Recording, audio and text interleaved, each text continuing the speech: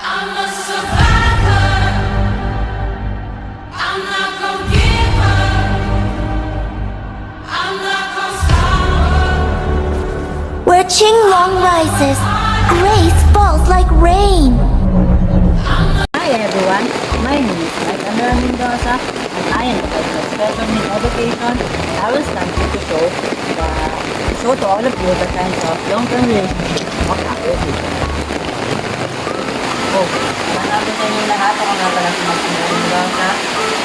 Ang interviewin mo na ay si Miss Junior or Bingo para sa apat na tanong mula sa mga ito mo, gano'n ako ito at ang tanong wala ng relasyon na ito. Nagsimula kami nung kami nagkakilala. Nakilala ko siya, driver siya ni Tracy Hall sa Maniban. Sa naging magkaibigan, tumagal, naging mag-boyfriend. Yun, tapos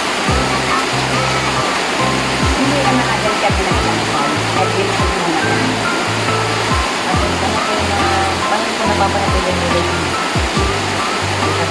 Nagbibigayan, unawaan, kailangan kasi sa pagsasama ng mag-asawa sa may bigayan. Pag mainit ang isa, kailangan lang nila ang isa. Tapos, mahabang pasensya, at saka, pinag-uusapan ng mag-asawa.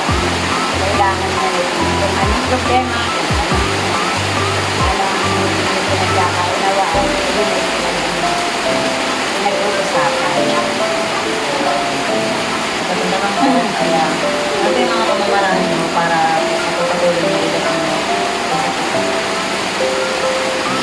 yung kumbaga po ay yung part na ginagawa niyo yung way nyo bilang isang katipan or isang asawa para makatuloy niyo rin ang mga ito yung mga pamamaraan. Wala, ano lang doon, uunawain mo siya kasi sa sitwasyon namin, mas ako ang mahaba ang pangunawa. Laging siya ang pinagbibigyan ko, inuunawa ko, ganyan.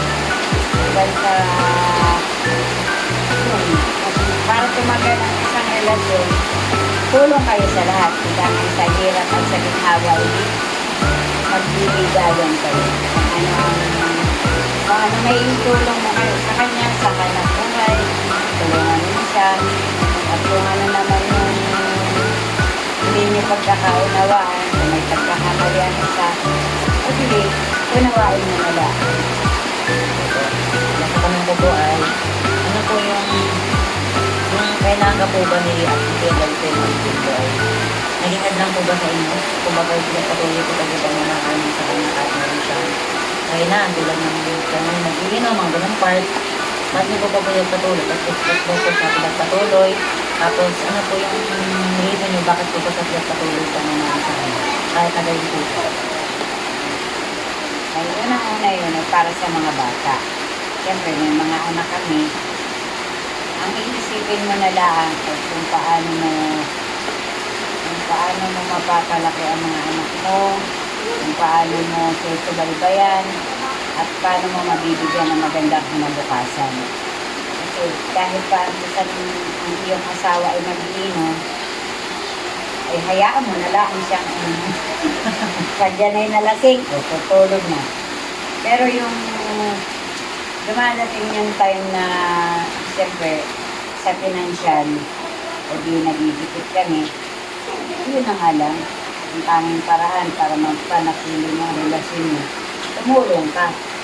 Kung ano yung kaya mong gawin para maghanap buhay ka, ay yun na lang ang ating gagawin para matulungan ang ating kasama sa buhay.